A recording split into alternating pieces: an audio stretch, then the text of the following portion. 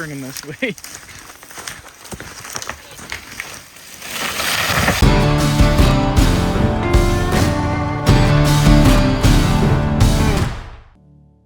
All right, here we are, second job for the day. Nice sunny Wisconsin. So we've got this beast of a tree. This thing is gigantic. Huge sprawling cottonwood. So I have black cottonwoods at where I live. You know, you might have seen I cut one down with Jed at Gordy's house, but they're half as wide and twice as tall. So it's interesting. It's the same tree, but it's quite different. You know, like this gigantic arm right there. Not something you'd really see so much where I live. And what kind of vines are on that? Is that poison ivy? Am I gonna? No, that is wild grape. Wild grape? What's the plan here, Kevin? We're gonna set a line high in the tree for a pull line, and we're gonna take it out to an elm just beyond all this box elder growth. We might set a higher anchor point down there. You know, the more horizontal we can get the pole on the top of the tree, the more leverage we have. And we might do that just because we've got some back weight. We got a lot of back weight. A lot of back weight and a lot of side weight. And so with this side weight, what we're gonna do is set a second line and come over to this walnut behind us and pull that tight so that we have some counterweight against that side weight. Yeah, all right, so you're just setting some lines. We're gonna set some lines and. All right, so he's gonna do that. But yeah, let me show you the back weight real quick. I mean, look at that. Look at that. Huge arms. Huge leaders going back. Huge, gigantic arm going that way. I mean, this thing is just howling to fall this way. But, you know, like Kevin was saying, we get basically a guy line to that tree to hold it, to keep this tree from falling sideways. You know, that's just gonna hold it in place, and then we're gonna have another pull line up there to really yard it, you know, over there. You know, tree felling in Washington, you know, our big firs, it's a little easier to get them to go wherever we want because they're straight. With these, you really have to sort of negotiate with the tree. You know, it's hard to, it's gonna take a lot of force to get this thing to fall that way, but I think we're gonna get it. Can I use that full wrap saw? Yeah.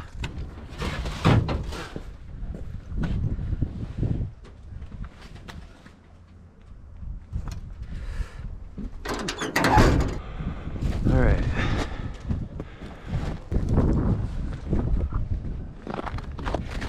Did you gas that up? Be the bullet.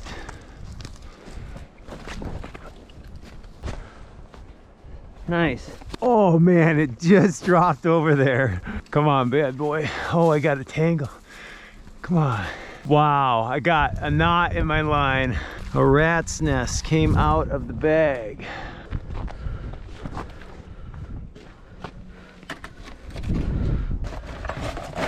Touch this up a little bit. Don't you love this, folks? The joys of throw line. Look at that. This is the 1.75 millimeter, and it is prone to do this. I like the 2.2. It's much better.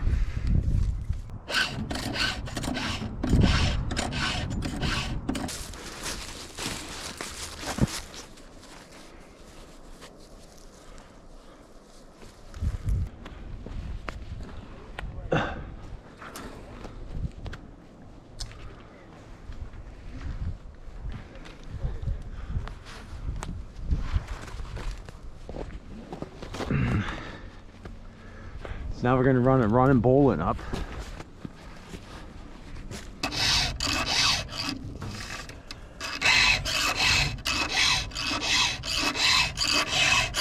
Okay.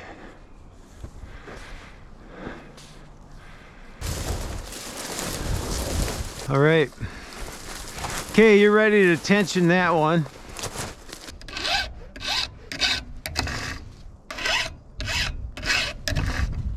So now I'm going to set a second line to this walnut that has a GRCS at the bottom. So we're gonna have a forward side pull to counter that side weight. And then we're gonna have a front pull. But together, they're gonna create almost a 2-to-1 side pull that splits the difference between the angle of rope. And so we're going to be pulling this bad boy kind of at an angle away from all that back weight. We'll see how the plan comes together. Do you guys have axe and wedges? You don't have an axe? You can demonstrate some plunge cutting? What's that? You can demonstrate some plunge cutting, or what's your plan? For what? For the axe and wedges? Or for the back cut? Or are you going to wrap around? Yeah, I was just gonna, the West Coast way, just go straight into it. Put on a clinic, man. Put on a clinic.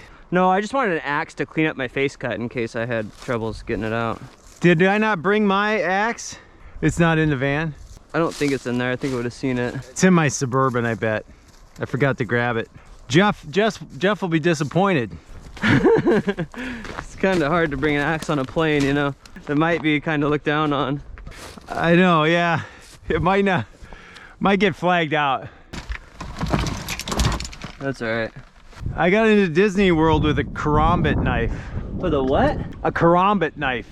I don't even know what that is. I'll show it to you at dinner tonight. Sounds like something somebody says before they murder you. Show you my karamba knife at dinner tonight. Yeah. Friends for dinner. Am I gonna get murdered or what? I know you wouldn't murder me on a Thursday because you probably want me to work Friday. Yeah, right. You're probably, odds are. Yeah, I think I'm safe. If anything, I'm gonna get murdered tomorrow. Yeah. I'm gonna start swamping out these vines. Really important before I start working, anything that could catch my bar and chain, just cut all the vines out.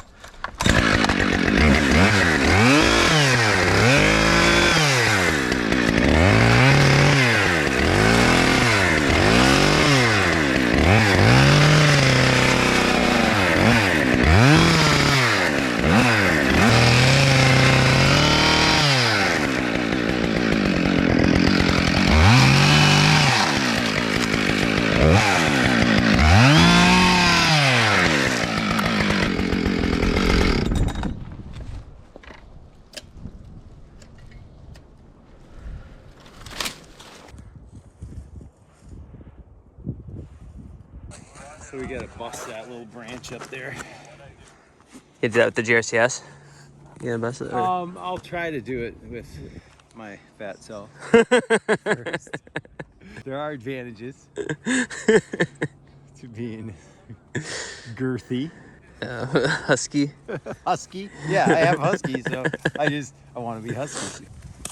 Okay, let's see if I can bust this in. I think I can. Yes. Oh. We're gonna tie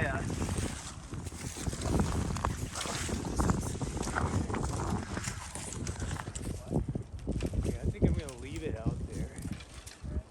Here's a running bowline. You got two down lines. We're just gonna tie a bowline, but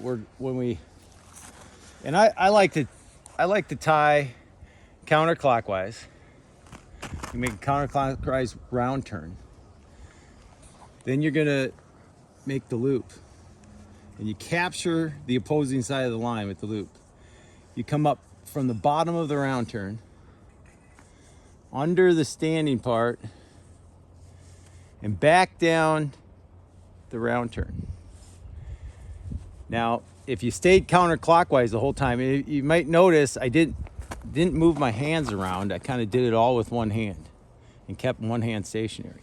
Now I should be, if I went counterclockwise on every turn, I'll come out with the tail in the middle. So I can come out on the outside of the loop, come back through the middle, and back up through what I call the yoke of the knot.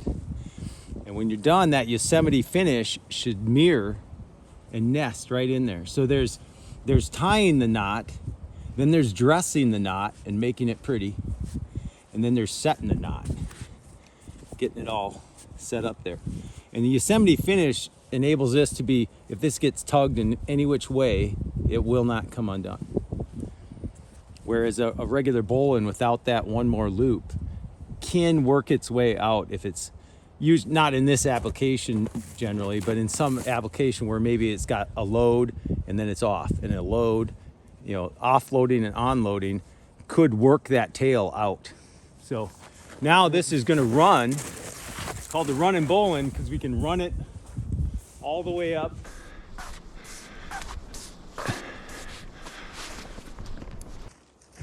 It's caught a little branch. And we're out on that branch. It's a girthy branch. It's probably 12 inches in diameter up there. And we've got 2 GRCSs, and so, you know, we've created, and then we'll probably use some wedges to secure this up. And did we bring wedges? I don't know. If we didn't, we'll we make don't have them. an axe. We'll make them. We got wedges. Oh, No we don't axe. have a. Well, then we better make something to hit those wedges with too. Hey, when you forget the stuff, you improvise. We've created higher angles. You can see our block. We put a retrievable X-ring. We've got a double X-ring on a 100-foot piece of husky 12-strand hollow braid rope. So you've rigged the. Are you gonna do the same thing with that? You're gonna lift that block up. It's actually a double X-ring on a 100-foot rope, and we're gonna pull this rope up to a higher rigging point. So our pole line will be more horizontal to the top of the tree, which gives us a greatly increased leverage on the pole, rather than having some of that energy lost in a downward angle. We can, if we raise that angle up, you've got a significantly more advantage on the pole. Cool. That makes sense. That's really clever. I've never done it that way, but that makes a ton of sense. Does this work for a wedge pounder? You have a maul? Oh man, that thing is cold. Man. That's why you wear gloves. How dare you make me touch that? It's not cold enough to get your stung tucked to it though. Your stung tucked to it? Yeah, I'll take a maul.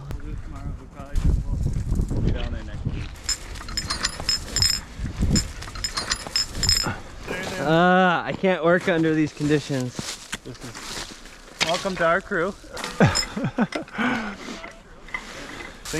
Kevin has Jeff Schroeder axes. I've seen him. I know it. Those are just wall hangers, huh?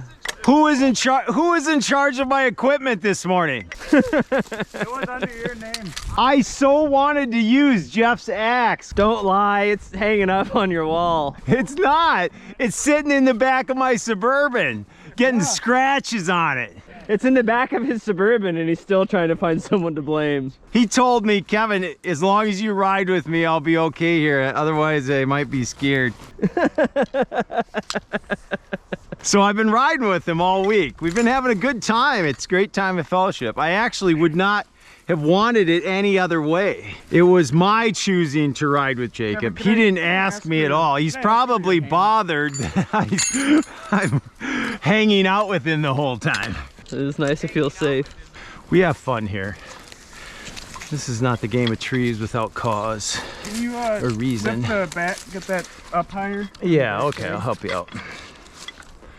I'm just gonna pull this all the way through. Okay, since I helped you, can you help me bring that around?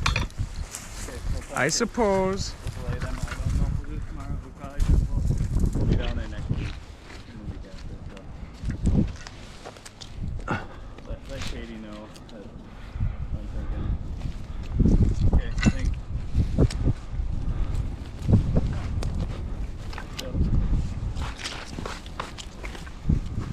Okay, that's a cow hitch with a double half.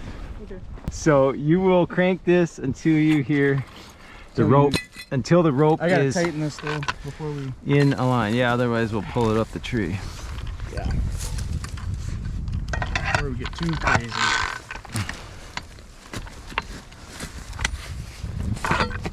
Well, Kevin, I'll probably start notching this if that's all right with you. Yeah, you can start notching it. We're basically rigged.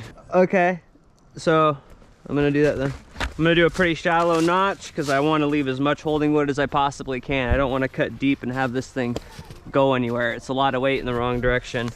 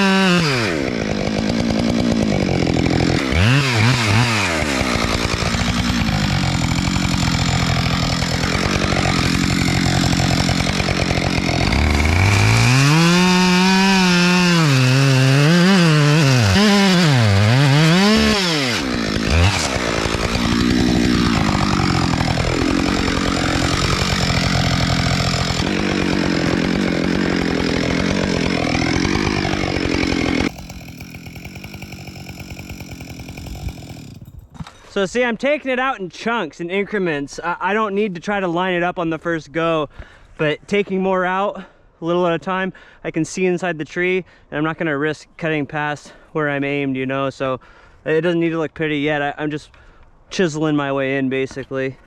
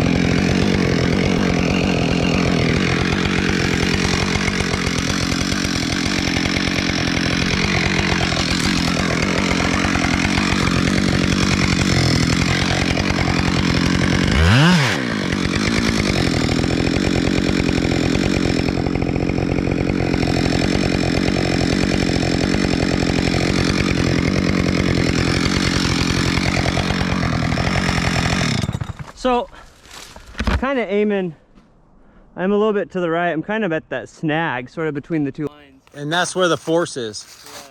So that's fine. Okay, so are we pretty tight on the lines? We definitely want it tight. We definitely want it tight, you know. So I'll whittle away for a minute. We'll tighten. I'll whittle, we'll tighten. So one of you is on each GRCS? Yeah, Eli, you gotta tighten yours. So we'll do this in stages. I'll cut a little, we'll tighten a little, you know. Oh, I better move this. That'd be good to have the backside shot. Really get a good shot. Yeah, you're on. All right, I'm gonna start cutting into this thing.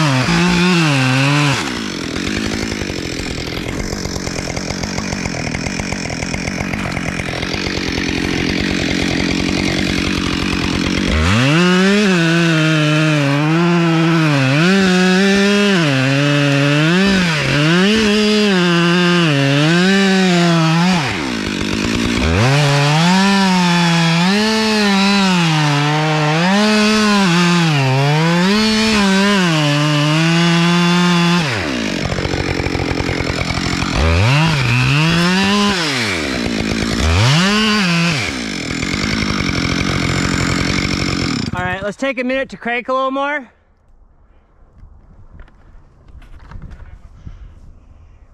Just give me what you got, you know. Is it tight? Are both of y'all tight? Okay, that's fine. I'll cut some more. I got a lot of wood. I got like a foot of wood. So I just wanted to make sure we were caught up.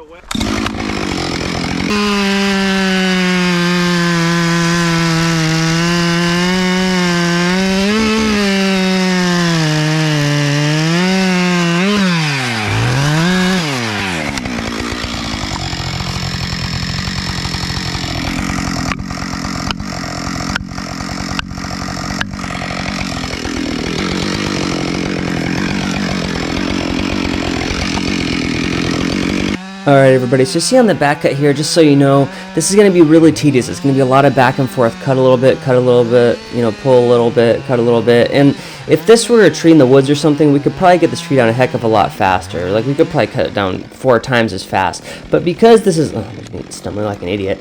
Because this is super critical. I mean, there's a house and a garage right behind this thing, and any error, it would just be absolutely catastrophic right here. So this is going to be a lot of back and forth. We're going to be talking a lot, back and forth, you know, real tedious, taking our time. And I know this could be done faster, but when it's this critical, I think it's best if it's just done real slow and methodical. How you guys doing? Is it pretty tight? You guys struggling to crank it? Okay, I'll cut more. I got more wood. We're just doing it slow, you know. Yeah, I can wait a second. So sometimes I'll pull my bar out a little bit because it's a better indicator of where I am. It's such a big trunk, I can't see where I am. So if I pull it out and I look down at my notch, this line is a better indicator than if I'm just guessing, because you know, intuitively I'd think it's right here, but when I pull it out I can see it's actually more right here. So I'll do this a little bit. Okay, you ready? Okay, I'll cut a little more. And we're just doing it really slow. I cut a little more, they crank a little more, I cut a little more, they crank a little more, because as I reduce the fibers in this tree, it's able to move slightly more, slightly more, slightly more. If I wait too long for them to apply pressure, this thing will just fall backwards. So we're working together, you know, and we're talking the whole time.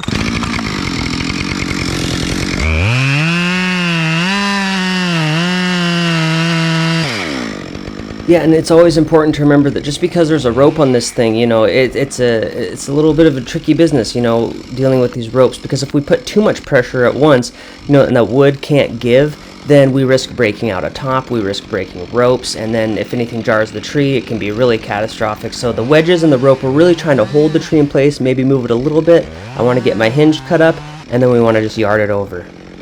And you of course can't tell in the video, it never does it justice. This tree is leaning back so much weight, so hard. You know, the video is not going to do it justice, but this is a lot of weight going the wrong way.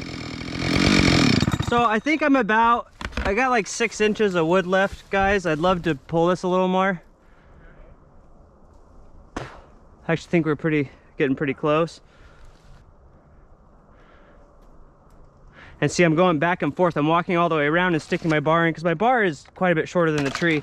If I were just trying to walk the bar around, first of all, the wedge is in the way, but trying to walk the bar around is a great way to end up with a chunk of strange wood in the middle. You're better off going straight in one side, straight in the other. And I just go back and forth, you know? Okay. I'll cut a little more on this side. I'd like to finish on this side so I don't have to stick, because if this thing falls sideways, it's gonna fall this way. So I'd like to, now I'm gonna try to probably cut up over here, finish over there.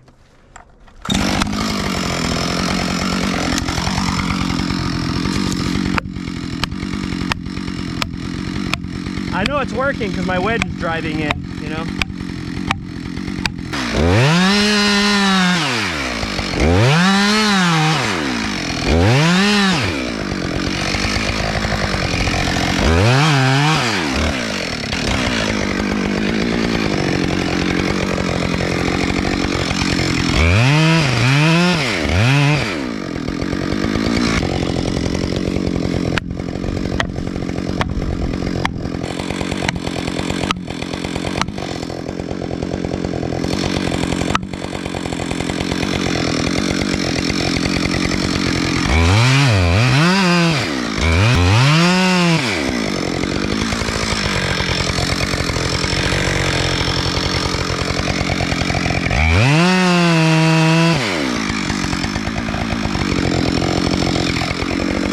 You know, I got quite a bit of holding wood left, guys, but I'd really love it if we could pull this over. Yeah, I'm gonna wedge. I think we can pull it.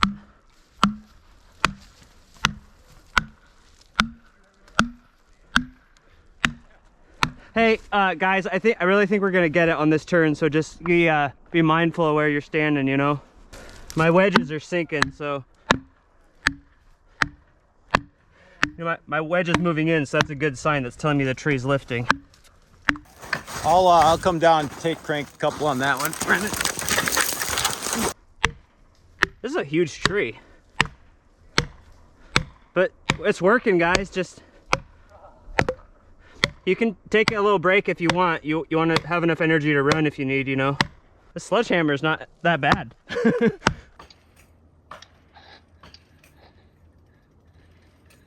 So it's gonna go now in a minute. I'm gonna get out of the way. I'm gonna go stand back here.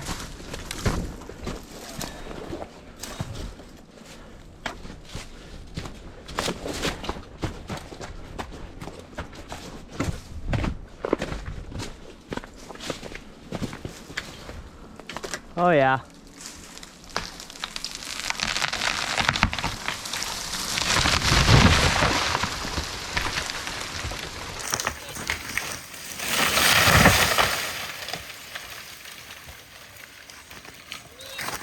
Wow.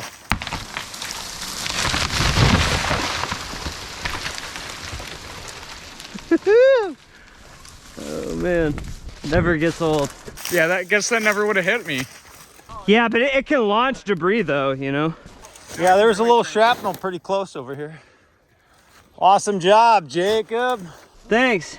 You too, guys. Look at this monster.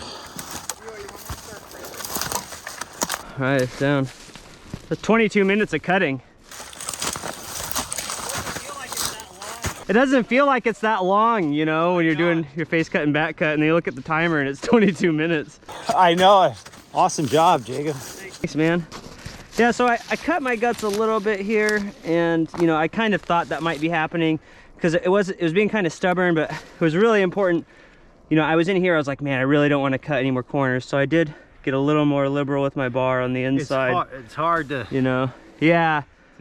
But I really didn't want to lose this corner because that's where that huge arm was, and it was just being super stubborn. So I kind of thought maybe I got a little greedy here, but really what matters is the corners. That's what controls it on its way down, you know. And that went fine. Yeah, and that was awesome. a ton of fun. This is down only, right? What's that? Down only, right? Down only, yeah. You're not the tension out. But like make it land flat or something? Yeah. Okay. But we don't have to take anything away. You're not gonna, hey, by the way, you know. By the way, we gotta chip this. Yeah, we're here for 3 more hours, but at least they'll have the soup out when we get there. You'll be okay. They want 8-inch rounds. Yeah, right. Oh, mercy, no way. 8-inch rounds, that'd be nuts. Man, thanks for letting me cut that, Kevin. That was so much fun. Yeah, you bet. Thanks you for cutting it. That was fun. I'm sorry, Jeff, I'm sorry. We forgot the axes back at the house. This is I didn't want to bring mine on the plane. You know, I thought a West Coast guy would go, is there an axe in the vehicle?